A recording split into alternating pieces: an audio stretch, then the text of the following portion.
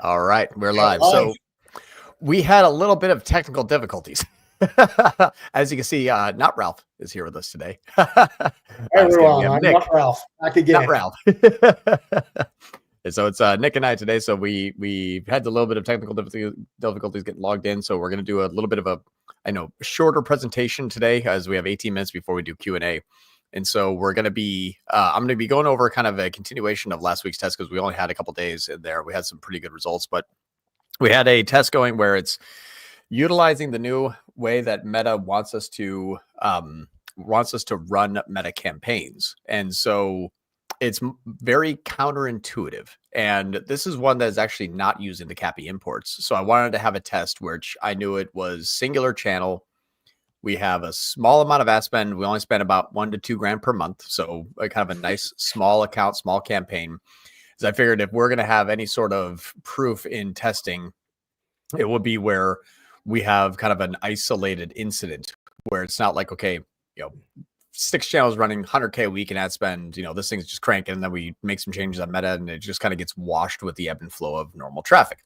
Right. This is a great example, example, because a lot of the questions from our team and in general, with all these updates on Meta and how the game is changing, one question we hear a lot is, does this mean that only big advertisers with very large budgets can implement these kind of structures? And this is a really cool case study that clearly says, no, that's not the case. Yeah. And I think that's a lot of times what we see is that we'll have, a situation where it's like, okay, but what if I'm not spending, like $1 billion in ad spend kind of thing. Right. So we have this one. I'm actually just going to showcase the company because it's a fantastic company. I really, really, really like them. And so this is a company that sells gloves, and they're a really nice, made in the United States, kind of, expensive. You're spending like, this is the Flatlander that they came out with. You're spending $115. So it's a nice AOV. It's a solid product. You can tell that, this is not a site that has, Morgan Wallen as a spokesperson and, like that kind of stuff, where it's not like a crazy amount of ad spend. It's just a good quality product and a nice looking site. So I like every single thing about this test because it is a small ad spend. We completely stopped everything that we were doing in all campaigns, and then made the change. So I'm going to kind of go through some things. So this is the back end of, not the back end. This is their Meta account. This campaign here had what we call, it was a CBO L0. It wasn't a CBO. It was essentially, we had a bunch of different kind of things hooked up. We had, every ad set. We had stuff that we've been running for a long time. I mean, going on, if I look at like maximum, this thing was, different ad sets, different creative testing, spent $8 grand kind of thing. And, it was a way that we would normally run a kind of a smaller account, smaller campaign by segmenting ad spends, using manual, not doing Advantage Plus, that kind of stuff. So it was set up the way that you would normally kind of run an account. And you can see here, there is a whole bunch of stuff in the account that was John, running. I'm not seeing your screen. Oh, are you can you? Yeah, can you actually? I forgot. You're gonna have to. Well, someone's gonna have to click on my little button to share screen. And I think it might have to be Lauren. Again, I'm so sorry, everyone. We're running with technical difficulties, and I didn't think that you guys couldn't see this. So I can't share screen. I can click share, and it just pops up in the loading, and then the host has to go sure, and then share the screen. I don't know if we have a host today. So it might be just something that we're, kind of running a little bit blind here. We're talking about. Let me see if I can call in our studio assistants. All right, and everyone, hang on. You know what I'll do is I'll start doing some questions while we're getting started. Then maybe we'll do that. We'll leave the presentation for the end. We'll do some Q&A first. I can't highlight anybody's questions, unfortunately, just because we're kind of hostless today. It's just Nick and myself. So I'm going to read them off. So John Moran student is his name. So John Moran student from Spain says, John, I really admire you as a mentor, newbie here.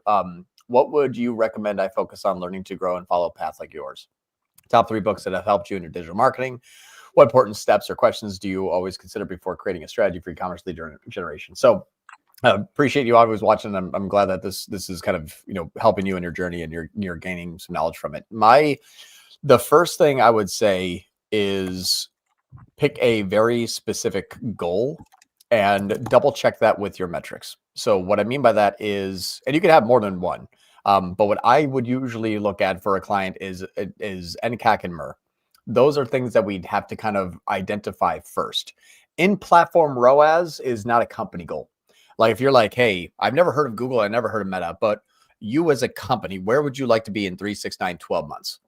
That is usually, you're not going to have a person that says, man, in 4.5 months to 5 months, I'm looking to get like a 425 in like my prospecting campaign on on-brand standard shopping in Google. Like no one ever says that.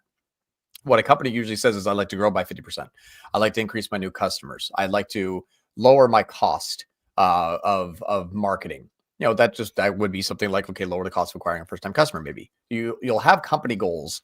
Those company goals can be identified as a source of the goal to be compared against. So what I mean by that is, if you're like, hey, I'm looking to grow new customers, perfect. NCAC is going to be a great metric for you to identify. Hey, look at that. We have there we go. I'll leave this here. I'm gonna finish with the question, and we'll dive right into this real quick. But what I would say as a goal is like this company here, actually, like the Vermont Club, they need growth, they need scale, they need new customers, and they have a bigger budget now. We've been actually kind of working with them for a while, and you can see here back in, if I look at maximum spend back to 2022, this entire account has spent $100,000. So this is not a big company at all. We look at just the last 28 days, we spent $1,800. So not a big spend at all. We had to identify, ways to kind of grow new customers for this company. And that's what we're doing now. And I'll share with you kind of what we're looking at the case study, but that is very, very specific. What can we afford to spend on a new customer? That's NCAC, regardless of what is being spent. It doesn't matter if you're on YouTube and Google and Meta, and then your YouTube's getting an X and Google's getting a Y and Meta's getting a Z. All those combined gave you a new customer. What was the total cost? Like that is something that you would have to really figure out first and foremost, is what can we afford to spend? Or what's your goal to grow those new customers? That is then utilized outside of the platform. You never look inside of a platform to say, okay, your company's growing this way. You look in your marketing tools like Meta and Google and YouTube. You use them for your marketing platforms. You do not use them for your reporting platforms. Otherwise, Triple Whale, Northbeam, Wicked, Data Suite, all that stuff wouldn't exist if in platform was accurate.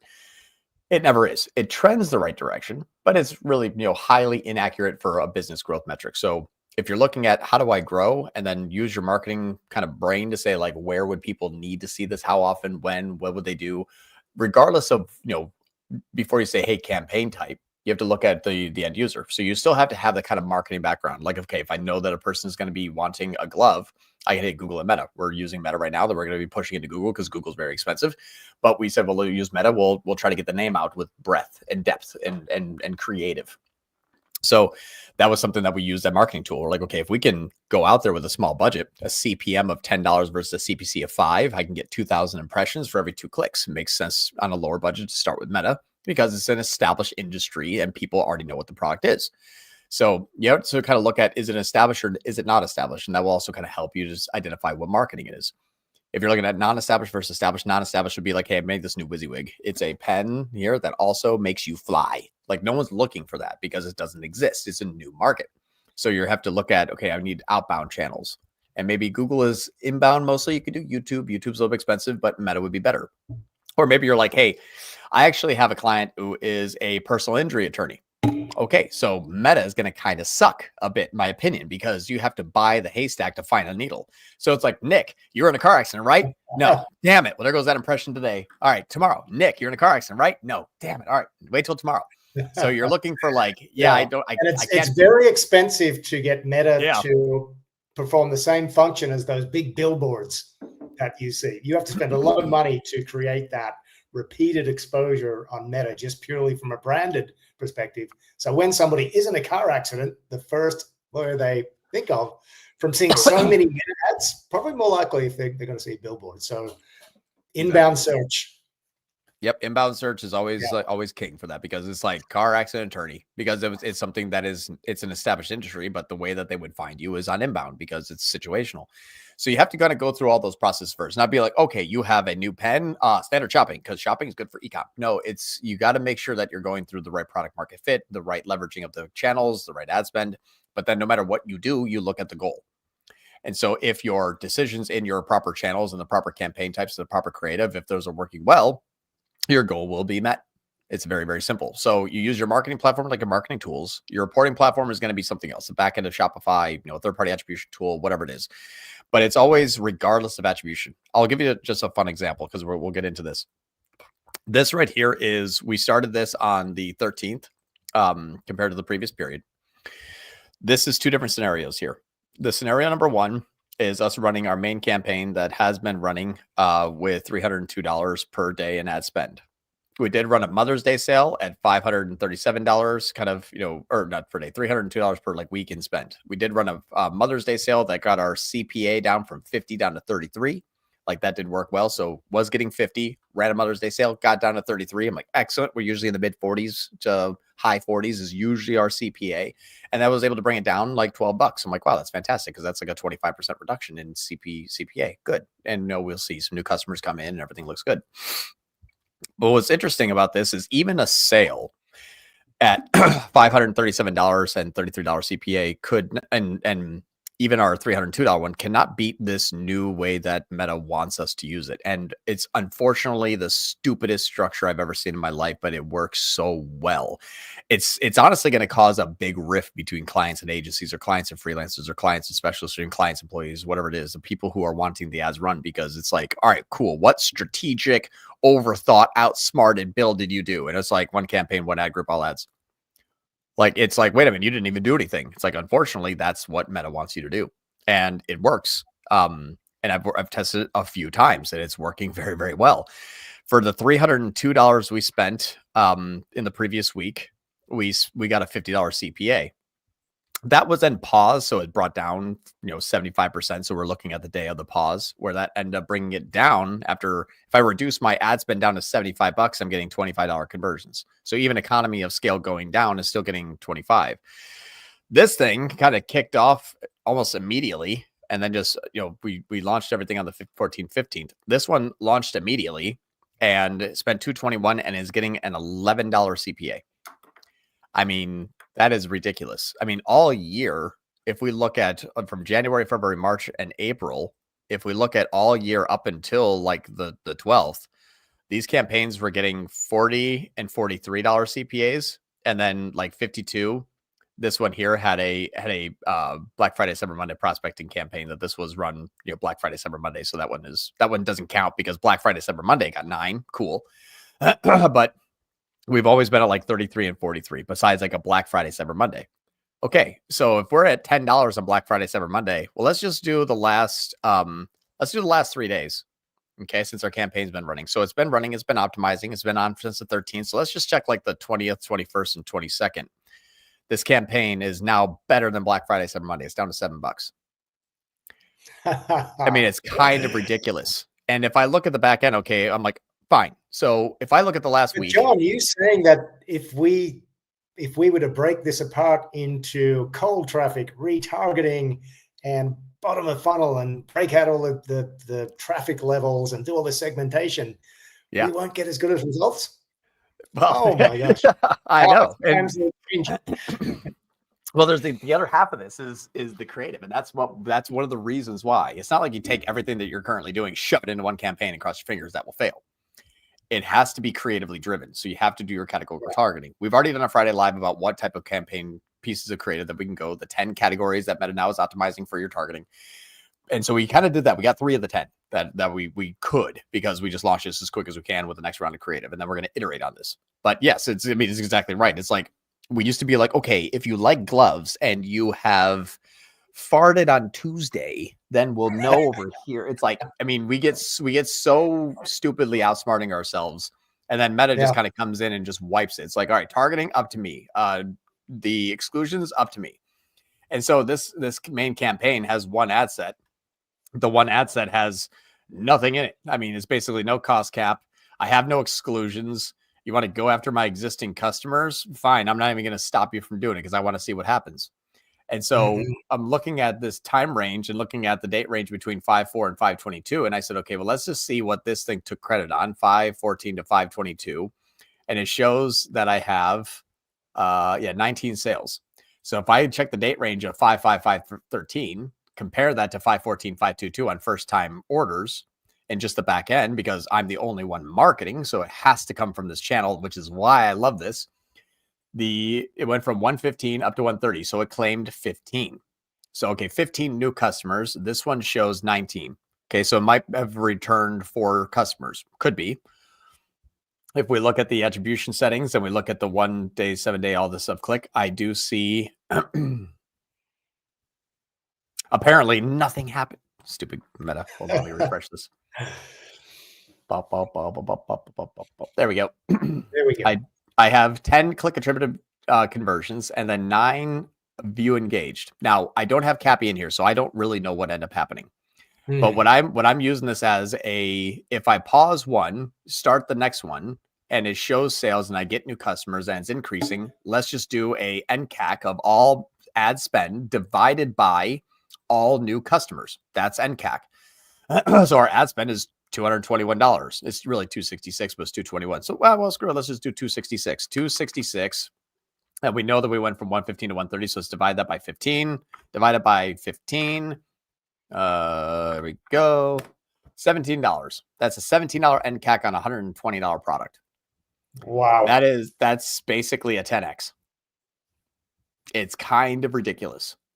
So that's what we're seeing, that I think my NCAC is even better than what we're seeing inside of a CPA in Meta. Usually a CPA in Meta is like $50 and your NCAC is like 120. This one is, I mean, we're getting a $17 CPA we were getting a $17 NCAC, and it was lower than what my CPA used to be at 25 and 45. I'm in platform during this time range. I'm getting $11. It's actually 17. Whoa, whoopsie daisy. Like, so we're off a few bucks. Who cares? It's actually kind of working. So, so sorry, I'm going to share screen again. I know I clicked off, and I'm so used to having Ralph do it. But someone could share screen for me, who's in the back end helping us out right now. That'd be awesome. So sorry about that. Again. Sorry about that again. My apologies. I forgot if I click off of it, it's going to take me a minute to get back. I'll do some Q&A in the meantime. Thank you, Nick. I'm so sorry. We're kind of held together by hope stream, super glue, and duct tape today. All right.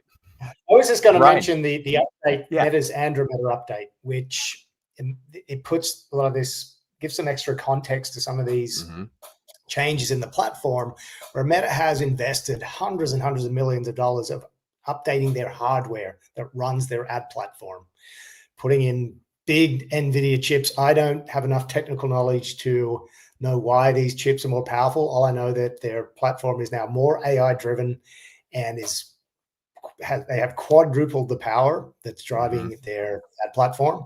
So previously we'd run ads, and if we saw an ad taking the majority of spend, we might actually turn that ad off because we're like, well, these other ads aren't getting a chance. We need to let them run so Meta can see if they're going to work. So now, I mean, I know you shared an example where you were spending, it was a very small budget per day. You had 27 ads running.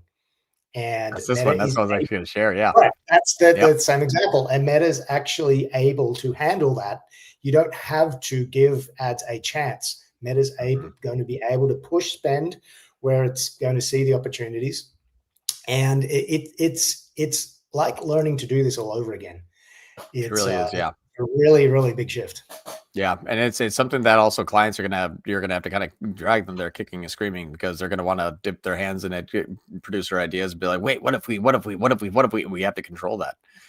It's our job to be the experts here. So when we say, like, we have to let the results speak for itself. And so far, like, this result here is crushing it on a small. I mean, I've already spent $2.5 million since December on this model. I'm like, what if I spent $500? So it's like, same thing. But I can share a screen. You're good.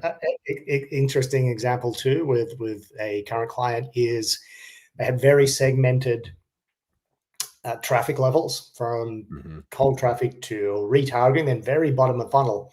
And they were spending very little on these bottom of funnel ad sets. And So now is where implementing the creative diversity, adding more creative angles with those categories that now Meta is telling us that we really need to pay attention to. The ad that was getting the least ad spend, it was a testimonial video.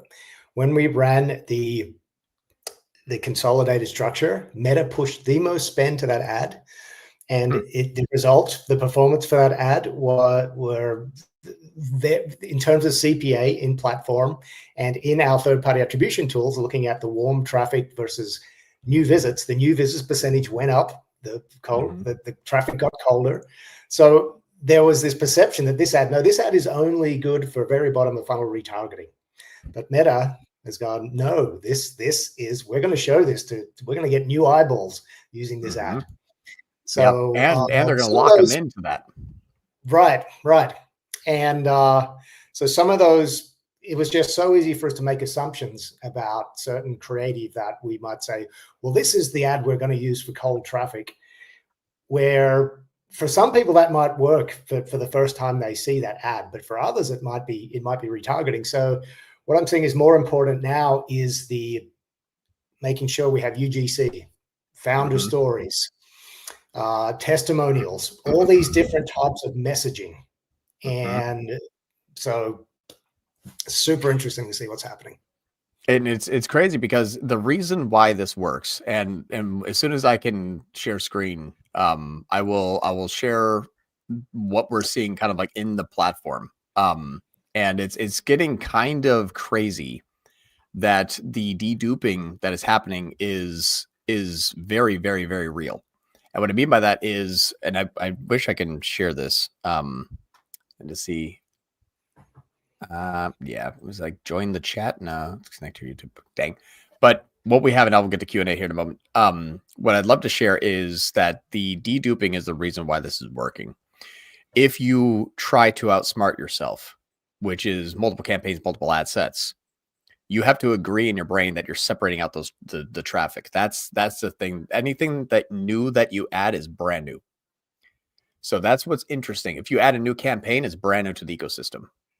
And some people think that way. Okay, if I add this one, how does this compare? And it used to be, it was like, well, they're blending together. And now people are like, well, okay, if I have this one, I'll add this one over here because this one will do this. It's like, no, not anymore. And I have the proof. I have 1, 2, 3, 4, 5, 6, 7, 8. I have 9 examples of this where it's no longer, oh, if they see this ad, then they'll jump to this campaign because once they do that, nope. All of targeting and all of exclusions are gone. People are locked into the deduping of ad sets. And what we've seen with the deduping of ad sets is that they're working their way through those creatives. And we have 27 pieces of creative in that campaign that I'm spending $300 a week on. I mean, it is like, it is everything that you were taught to not do, we're doing. It's like every bad idea, every amateur mistake. It's like, nope, that's it now. Oh, yay. Thank you so much. Whoever you are out there in StreamYard land helping us. Thank you. So here's what's interesting is this. I went through the new customers here. And what you can see is that once a campaign is started, you have this campaign and these are all in one ad set. So it's obviously campaign. And sometimes it's like this ad in the ad set. So same ad set. This one here, it's like same ad set, then organic traffic. Here you have Fabian, Brittany all in the same ad set. This one was actually paused in April, and then this one was picked up in May. So it's like, great. I have a first click, first opt-in. They went away because this one was gone. A new piece of creative came in because this one was released. So it's now deduped, or it's now duplicated. Basically, it's no longer deduped because they can now join a different creative because the creative they were locked into has been paused. That's why we dated them. And that's like Brittany. And then we have Brittany. And then we have Grateful I Am. Okay. Then we have Grateful Judith, all in the same ad set. So Luella. I mean, these are all clicks on the same ads in the same ad set, the same campaign. They are not being released now. So you don't have that cross-pollination, cross-tracking. If they, my fun example, if they fart on Tuesday, they see this, nope, it's gone. So when we look inside of this here, inside of the creative, I have $30 per day in spend, and we have 26. we had to pause 4 ads that were old because they were new to us, new to Meta, old in inventory, and they were back when like an ad was called like Snowball Fight, which is now May. So we can't use that. But we basically took all the creative that we've never tried before. And we said, you know what, let's run this. And we'll run this since the 13th, and actually just through 13th through today. So what we're seeing here now, and you can actually see this by your attribution setting. I'm not getting all of my, I'm getting spend and still pretty consolidated. Now out of 233, my highest concentration is 107. But this one's starting to grow at 43. This one's starting to grow now past 10. And this one's starting to kind of grow still. Like they're still growing. But what's interesting about this is I'm starting to see the attribution be kind of funneled now across all of the medians that is spending. All of the ads that are spending, all mediums. So for example, we'll go through the creative types here in a moment. But what I want you to know, or what I want you to notice, or what I want you to see is that as you get click attributed conversions, the ads that are still spending are getting view engaged attributed conversions. This is because there is still creative that's being pushed, but it may not be what is getting clicked. You're going to get your spend on what is getting clicks. You're not going to get your spend, unless it's a video ad, on what is not getting clicks, because Meta goes off of interactions first. So yes, of course, the top 5 ads have the top 5 of them have the top ads that have all the click attributed conversions. However, it means that because they're locked into a same ad set now, they can jump. So because it's all in one ad set and all of your creative, they see this ad, then they can see that, they can see that, they can see that, they can see that, they can see that. So you click here and then you buy there, you buy there, you buy there, you buy there, you buy there. And then this is having some fantastic CPA, because let me remove the attribution settings here so we can kind of see just at least top line stuff. And as we go over here, you can see all the way down the bottom, my sub-dollar ones don't have any conversions yet. Once they kind of make it over $1, it's like $1.21 conversion, $1.37 conversion, $4.33 conversion, $5 or $8.57 conversion. So if I was, a traditional marketer, I would have said like, okay, great, take everything, pause everything except for like these, top 3 or 4 ads. Yeah. Then this one would have got like 10 times the ad spend, and that would have shot from 15 to 30. And I'd be like, oh, we got creative fatigue, and that, yeah. So that's this all is a conversation. This is a conversation right now with a current client, and to summarize what's been happening is they have a very cool part of their product range. They have a membership, a digital membership, where there's education and there's fishing education, for example, and then they have a really cool app as well. And then they also have an Ecom part to their business, and all of these work together. Now, the thing that gets the attention is the app. However, that has been the bulk of the creative in running as well. So this is where we're introducing some creative diversity. And they have a really cool music video they created several years ago that has a lot of social proof on Meta. So I've just tested. I'm going to put those into the sales conversion campaigns for their membership alongside their app campaigns. Now that music video, immediately Meta took that and yes, I am going to push that and run that. And the spend, a lot of spend went there. And the view through conversions were there, but the click conversions are on the other ads. And this is starting to show gain interest. Because this is a very cool story. The story of the business is a very cool story, but it's currently not in the ads, and it hasn't been up to this point. Okay, so and just looking at those click conversions is not going to tell the whole story, because the Meta ecosystem bids on impressions, not on clicks. Yeah. So when it's bidding for those views, these ad sets are taking into account, okay, it's joining the dots as to bid on those impressions with a likelihood of leading to an eventual sale. Now it may not attribute click attributed sales to those ads, which are working at the top of the funnel.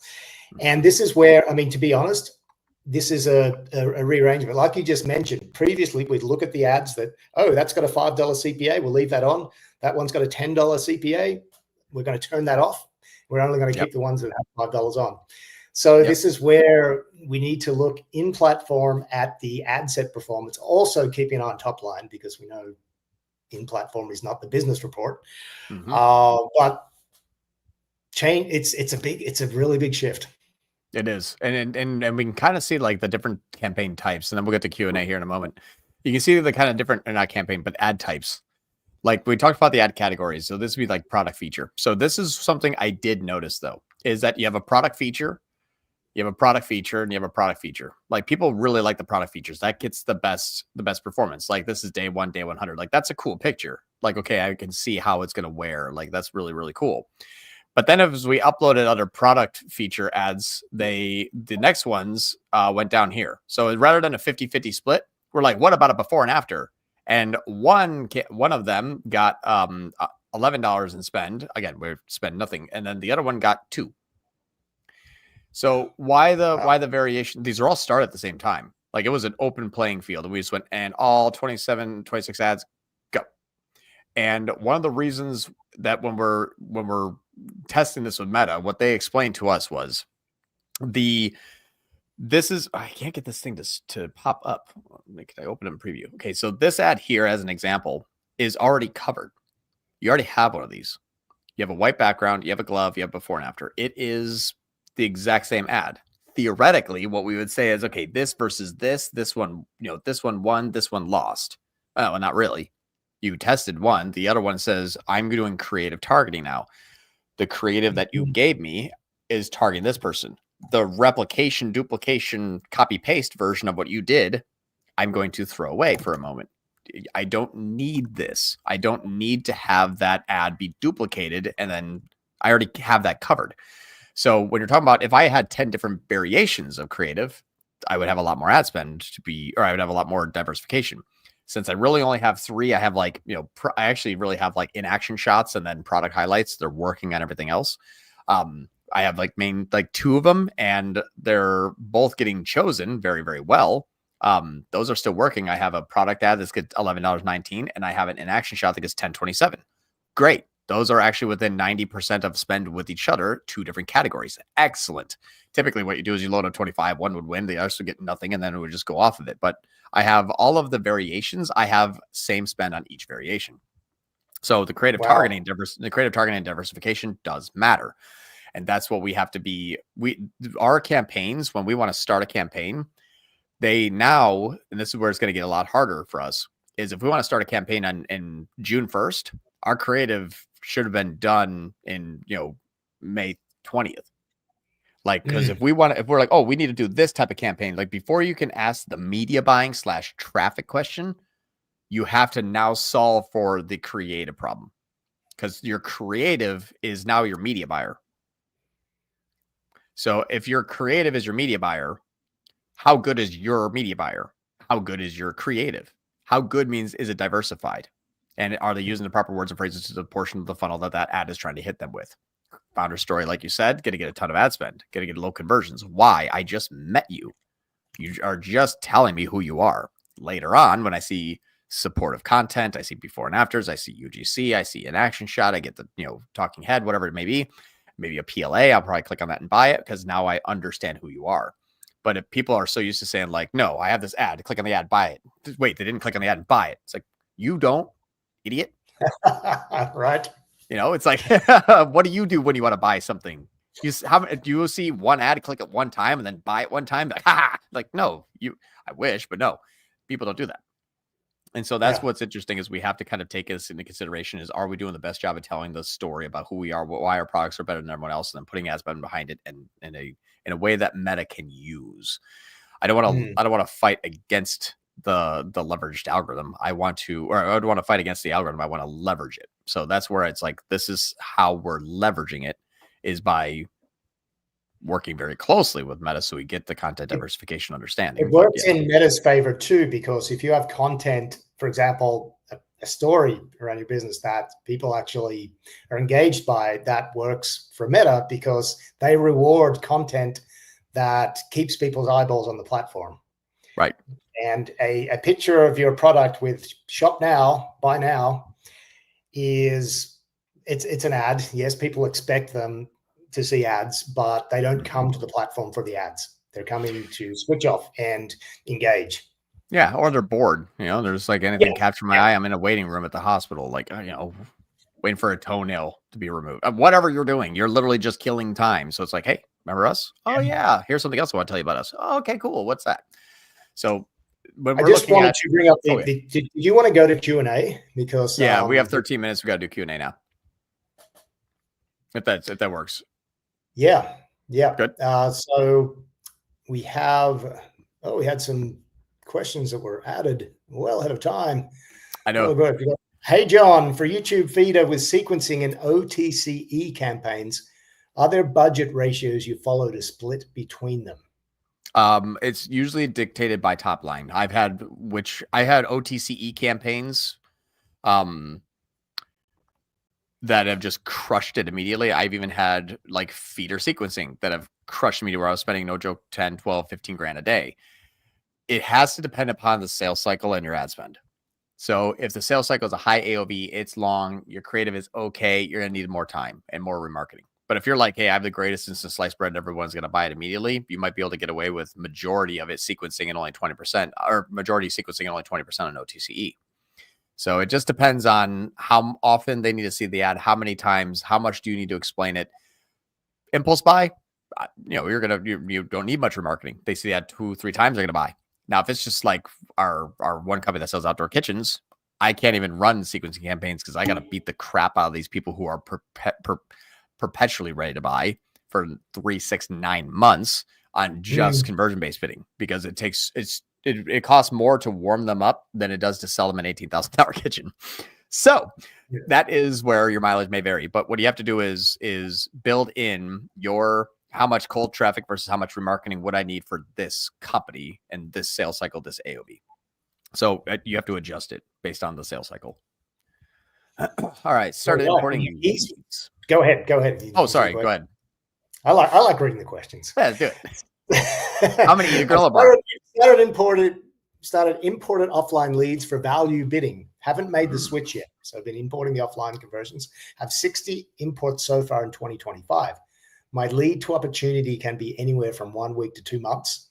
I also upload anytime an opportunity has been brought to the table, not just closed sales, just to give the system more data.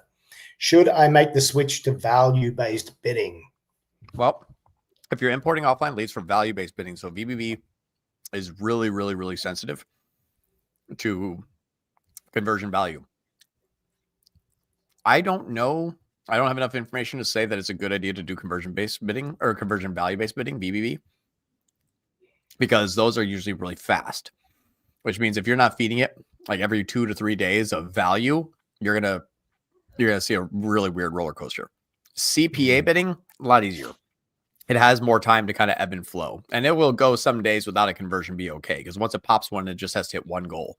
You're asking me to say I need a lot of conversions and I need a lot of plentiful conversions, but I'm only going to give you hints on where to go once a week. I wouldn't do that unless because you said 60 so far in 2025. That means about 10 per month. If we're close to month 6, that's only about 2 per week. And that is not going to give you enough information for value-based bidding to work well. I would say if you can choose a time period earlier, like before they pay me money in 2 months, choose a time period earlier that has the highest amount of close rate. For us, and that one company that does the commercialized kitchens, it's 6 months is our sales cycle on average. But I choose a point where they have built out their kitchen and put a down payment. So if you think about, okay, generate a lead, the lead comes in, I don't have a value yet. I am using TROAS. When the lead comes in, the system still can't see it. But as soon as the lead talks with somebody and within their first call, we can usually go to like yep, that's what I'm looking for. Okay. I brought them in on a builder. So they already built their kitchen and then they come into my system. Google still doesn't see it. And then when they confirm that's what they want, they put down their down payment. I upload the entire value of that kitchen inside of the campaign, because that has a 92% close rate. So if someone puts down a down payment, I'm 92% accurate to a sale. And so I can upload the whole value and be right more than 9 out of 10 times. But I could do that every day. So that's what's nice is I can keep feeding this every day because it's running on a 10-day lag always. It's like the people that are converting 10 days ago are showing up today, but that happens every single day. Jazz hands right there. So it's always getting constantly fed. But if you're doing like 2 a month, you have to choose a time period earlier. It says I can upload a consistent stream of these. And I know that because they did X, I have an over 75, over 80% chance of being right, that it will turn into that deal. And that's what you're optimizing for. Very cool. Do you use portfolio bid strategies in Google Ads? This is from John Moran's dog. Hey, John Moran's dog. If so, in what scenarios do you apply said portfolio bid strategies, and what's the reasoning behind that choice? He actually has 2 questions, but let's do one at a time. No. I never use portfolio bidding strategies. In my opinion, if you are using the same goal for 2 campaigns, I don't know why that would be. Even 2 different standard shopping campaigns with 2 different products, you have 2 of the same exact, net revenue after hard costs. Maybe not. So why treat them the same? So my opinion is portfolio bidding doesn't do anything from like a blanket standpoint. It seems like needs to be a little bit deeper level of understanding there, in my opinion. Or if you're using a portfolio bidding where you're capping CPCs, you have to say that I know that Google will never price the highest value person over that exact dollar amount. And I can't ever see that. I have CPA averages or CPC averages of $4 where I have a ton of CPA, or I have a ton of conversions that are coming in at 110, but I also have a bunch of conversions coming in at $2.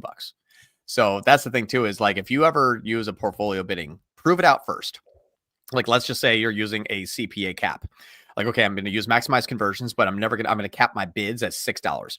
Go for the last 365 days in your search terms, descend by CPC when you have conversions greater than 0.1. And then see, did any of those ever convert with a really high conversion rate and really low CPA, but above what I would have set my target at? All of those you would no longer get.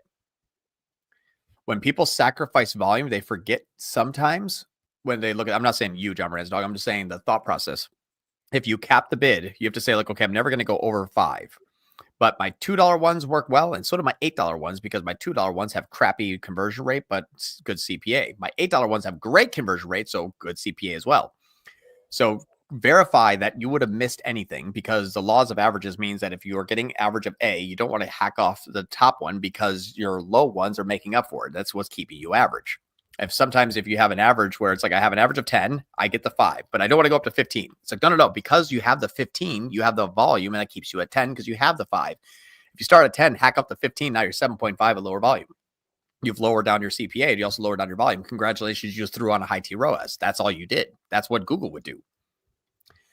So when you're looking at the law of averages of what you would cap it, just make sure that you would not lose anything. And also have to say, like, exactly what Google is going to illegally price fix you out based on competitors you've never met and conversions that you can't see them getting. So I never cap it. I like market to dictate, but I also like to cap my individual targets, what we can afford, and balance what market dictates with what we can afford. If I'm blanket capping, my opinion, and this is very, very polarizing, is you have not done enough work to blanket that setting across most or fewer majority of the campaigns. That's my opinion. Cool. Also from John Moran's dog, are there any scenarios where you would use maximize clicks for e-commerce campaigns? I'm considering testing maximize clicks for a shopping feeder strategy. What are your thoughts on that? I know you have tested this, right? Yeah, max click starts high, works its way down. So if you understand that and are using that for it, there's tons of use cases for it. I need to find out my lowest CPC for highest quality search terms. I need to understand my, lost my window here. Hold on. There we go.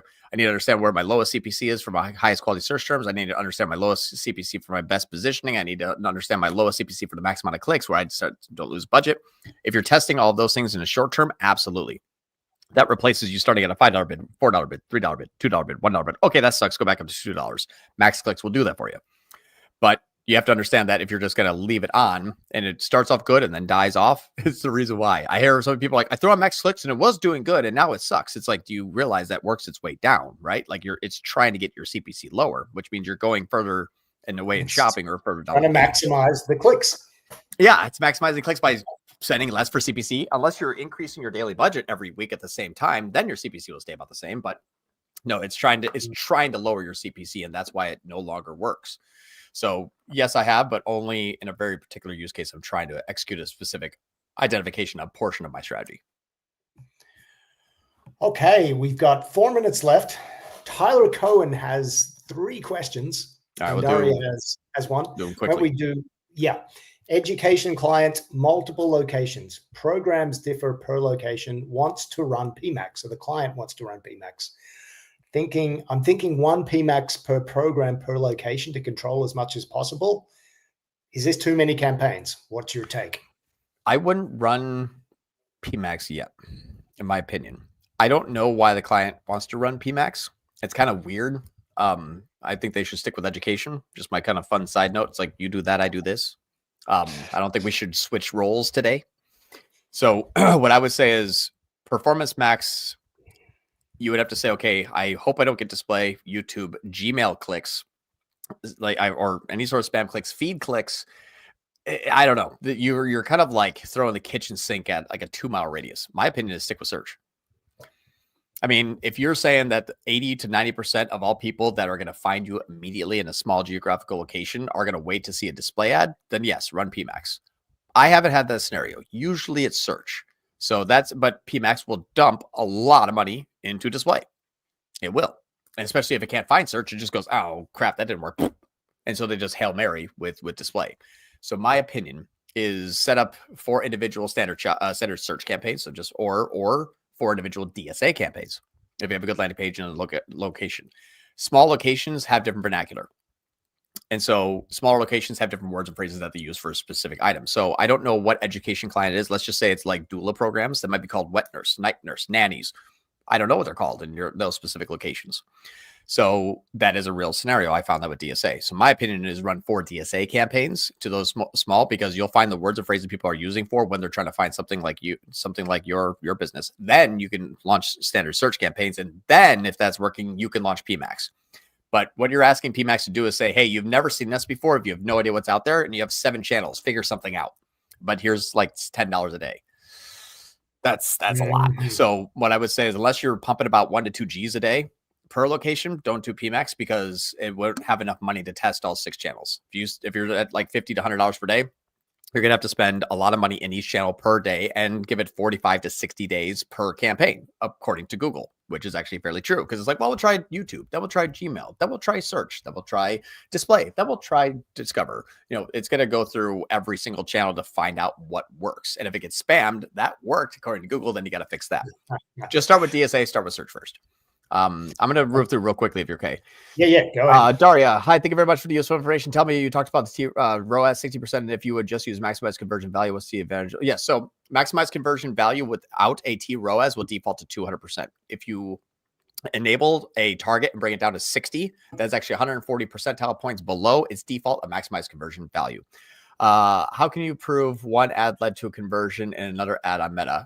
Using data suite or Wicked reports, we can actually see. That's when I saw like every single click that happened in every single campaign and every single ad set inside of Meta. I'm like, they clicked on this ad, then bought. That's how we know that. What do you mean when you say meta dedupes ad groups now? Can you give me an example? Yes. So if you had a similar conversion event inside of a campaign / ad set, and that is the same conversion event in another campaign / ad set, when an opportunity, i.e. traffic they think is going to convert, is found in an ad set and or campaign, it is stuck in that campaign in perpetuity until that campaign is turned off or the targeting is lost. So it no longer jumps. It's like, oh, I'm going to get a first click here and then I'm going to remarket them. It won't do it anymore. So your campaign set up for funnel distribution, the funnel that you have built potentially has been shattered. It's stuck in that funnel now. So just imagine time froze and all those people are stuck there. That's what's going on now. All right. Do you still do that last year's discovery that fakes no conversions in Google gives you? Yes, I actually have about 5 campaigns still running on that. Now, the only reason why those are still running is because when I turned on conversion value, the CPC went from $1.25 to $2.50 on average, had no effect on MER or ENCAC. Or positive, and I turned that off. It actually got slightly better, but I can scale unlimitedly without CPC going up. So that's a very particular use case that I still use today. Tyler says, you're a beast. Thank you, Tyler. Casey Snow, I have like, let's say 30 seconds. Strategy for wholesale B2B where businesses are buying items in bulk like blank t-shirt, online, high AOV, low volume. What's the question? Oh, strategy. So I would actually start with two campaigns. One is a standard shopping campaign. I would actually do B2B type of bulk items. So a box with a t-shirt hanging out with it says 100 packs starting at $2.79. That's your title. I do this with a company that sells custom-made boxes, who I'm actually 2 minutes late for a meeting with right now, and I would share that with you. But what we did is we actually had 15 different SKUs. We just cloned them. 1, 2, 3, 4, 5, 6, 7, 8, 9, 10, all the way through 15. Different headlines and different images. That will be, you know what, we'll do that next week. I'll present that next week on next week's live is doing that. But if you actually go to Google, I don't know if I can share a screen right now, but if you go to Google and type in custom subscription boxes and then look at the search, you'll see 100 custom corrugated cardboard. And you'll see like starting at 89 cents, 50, 100, 50, 50, 100, no minimums. You see people literally just selling themselves in Google Shopping. That works well because if I'm typing in like t-shirts in bulk or t-shirts manufacturer or t-shirt, printing, I want to see a box with t-shirts hanging out with it. And then what's your price? That's what I'm looking for. If you just show me a t-shirt, I don't want to buy one. I want to buy a box of them. So run a standard shopping campaign that way, and then also run a search and make sure that they're qualified keywords. So do things like manufacturer, bulk, mass, distributor, company. Choose things that's not like t-shirt. If you say bulk t-shirts, completely different intent. That's what you want. So I would test that, use ChatGPT, say if someone wants to buy 100 t-shirts and they're Googling things, what are they going to Google? It'll give you 50 different things that someone's going to Google when they're looking to buy bulk t-shirts. That should help you there, or just apply. Yeah, blank t-shirts. Perfect. That should work well. But I have a lot of experience in this with one of the biggest companies that out there that does that. It's a company that does printing. It's a tier 11 consulting client. It works very well for them too. So that's something that I would say is, we've been there, done that, and it works well. Cool, everybody. I got to go. That was fun. Thank you, everyone. All right. See you later. Bye. Bye.